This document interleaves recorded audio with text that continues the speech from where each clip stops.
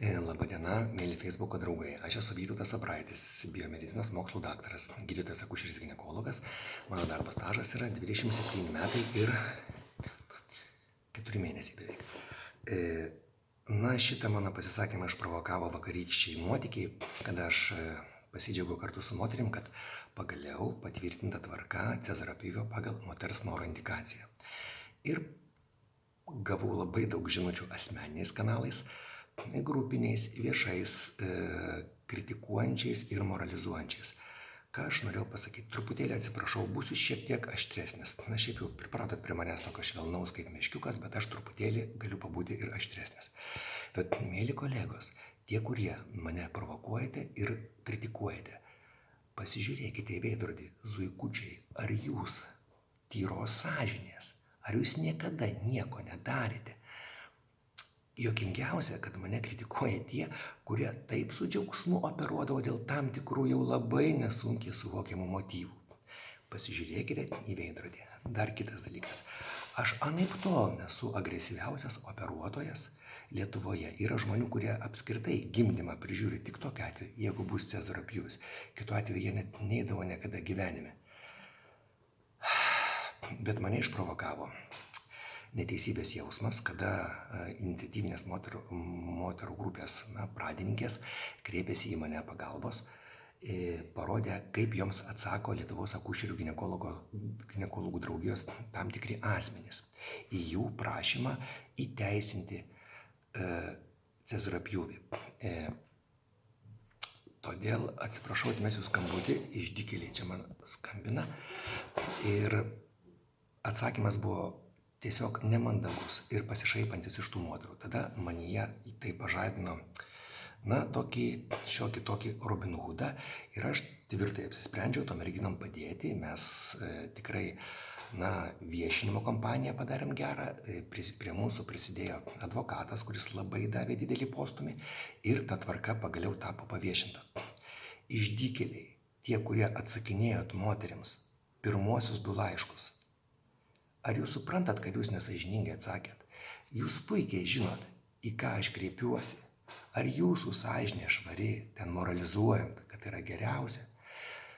Aukščiausias akušerių ginekologų visuomeninis valdymo organas FIGO 2016 metais pasisakė, kad reikia atlikti Cezario pjūvio operaciją moteriai kategoriškai reikalaujant.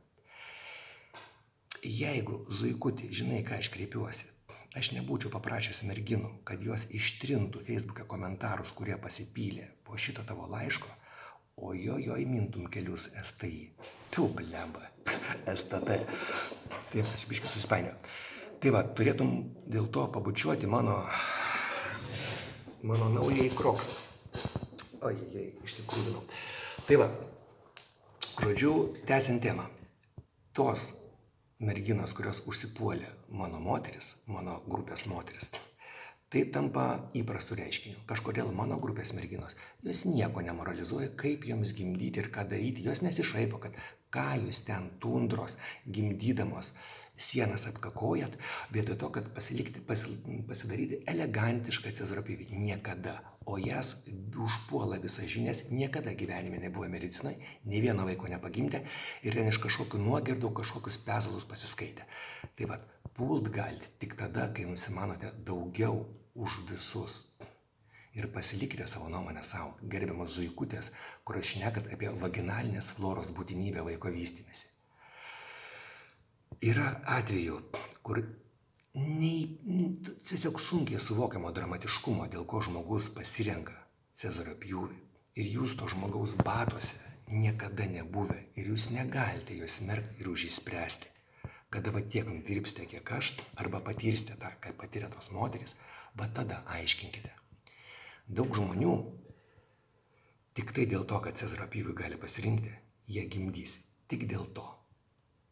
Taip, truputį sujauks planus mūsų šitos vyriausybės, kuri pasirinkus nulinio gimstamumo politiką. Būna kartais tokia nebyli, intuityvi pagarba ir blogiui, kuris yra labai gerai suorganizuotas. Galiu pasakyti, kad tikrai šitas visas Šimonytės burbulas, na, profesionaliai, tikrai, profesionaliausiai naikina lietuvių tautą konkrečiai. Rekordinis mirtingumas, rekordiškai mažas gimstamumas, rekordiškai didelė vėl emigracija. Tai va, tai aš visą laiką galvodavau, kad mane pasišildyti veš į Kėdainius paskutinį kartą Saulius arba Mindaugas, bet dabar įtariu, kad mane veš Aleksandras arba Abdula. Tai va, grįžkim prie užpakalio reikalų. Tai va tie smerkuoliai. Pateiksiu jums vieną mažą skaičiuką. Tai yra dubens dugno patologija. Dubens dugno patologija tai yra, kitaip tariant,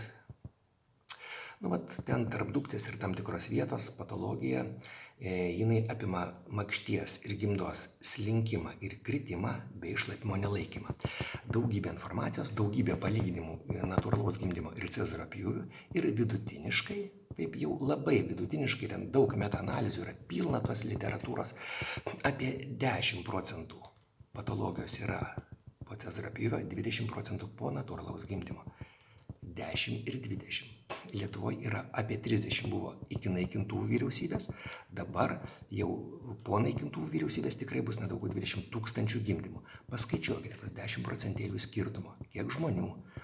Ir va tavo mielas zuikutės, kada aš galiu jūs aprengti, pasodinti šalia savęs su chalatu ir pasakyti, tai yra praktikuojanti akušerė. Ir jūs pamatysite, kai žmogus, jauna moteris, nuo menkiausio kostrėmio ir sisiuko lašas atbėga jums į jūsų filman akinius. Ir po to pamatysite, kaip ta moteris yra operuojama, kad atstatyt, kad tą šlapimą bent pusėtinį laikytų. Va tada aiškinkite apie makšties floros būtinumą uždengti naujagimį. Labai drąsus yra jaunuoliai, kurie viską moka iš amerikoniškų knygų, angliškai parašytų. Aš galiu pasakyti, kad dabar medicina yra krizė, tu nežinai, ko tikėti. Šita visa feikinė pandemija, jinai parodė, kad tiek PSO, tiek FDA, tiek CDC, tiek Europos vaistų agentūra yra uzurpuoti korumpuotų mėšlių. Ir pasitikėti jais tikrai negalima. Pasitikėti jaunuoliai reikia savim. Mes lietuvaičiai kažkaip labai tokia linkę nusižeminti. Mus labai hipnotizuoja tokia anglų kalba iš tribūnos. Būna, kad koksai 5 metus pradirbęs žmogelis, mėgsta knysis po kompą, mėgsta šnekėti ir kad auklėja 30 metų dantis praėdusius praktikuojančius daktarus ir kad jie klauso, taigi ten Robsonas taip sakė. Jaunuoliai, tikėti reikia savim. Daugelis tyrimų padaryti, kur yra ten Amazonės džiunglėse, apie balalaikų poveikį gimdymo nuskausimimui. Taip pat tegu ten tie balalaikininkai ir nusiskausiminėja. O pas mus yra Lietuva, mes valgom obuolį ir ant mūsų galvos lyja, tai jau per lietų. Tai pasitikėkit daugiau savim, pasitikėkit pacientais. Žmonės labai turi gerą intuiciją. Aš kaip jaunas buvau galvodavau, ką čia tos moterėlės, aš tai suprantu. Ir gyvenimas labai aptrynė, apšlifavo. Pasitikėjimas yra toks dalykas. Tikėkite savimi. Čia įsisiautėjau truputėlį, įjungiau politiką, bet ačiū uždėmesį ir labai norėčiau padėkoti iniciatyvės grupės merginom. Ačiū Vilma, ačiū Brigita, ačiū Vitalija, ačiū Modestai. Išvardinau tos žmonės, kuriuos žinau, su kuriais gyvai bendravau. Tikrai padarėte didžiulį darbą, gal jį dar reikėtų pratęsti. Taip, tas reglamentas yra tikrai silpnas, čia nėra ką kalbėti, bet tai tikrai geriau negu nieko. Viso gero, varau, apčiupinėsiu pilvus merginom, kuriom, nieko nepažeidė, nieko nepažeidė. Tarp kitko, žinot, tos komplikacijų ten tie vardijimai. Labai dažnai vardijami ten kokie žarnų, šlapimtakių pažeidimai. Aš esu padaręs 1000 cezario pjūvių ir kai kurie tokie komplikuoti ir keblus, kad po tos operacijos, stovėdamas kraujo baloj, susižvalgai ten su asistentu, su anesteziologu ir pagalvoji, blemba, kaip čia žmogus liko gyvas. Kaip mes jam gimdos nepašalinom. Tikrai tokių minčių būna, nes ten tikrai būna labai keblu. Ir dar tas vaikas visai ten neblogos nuotaikos pypsiant naujagimių stalelio. O apie tos, kad rašo, tai rašo.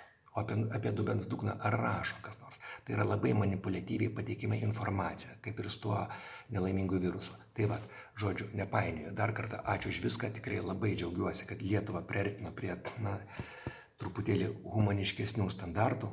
Nieks nesako, kad yra kas nors taip spraktels ir ten tą Cezario pjūvį puls daryti, bus kalbama su žmogum, bet bus kalbama kultūringai ir jau ne iš kažkokios kvailos jėgos pozicijos ir nereikės žmogui ten važiuoti mokėti 5 ar 7 tūkstančių eurų, kad ten parašytų jam, kad yra sėdmenų pirmeiga ir tą vaiką išoperuotų.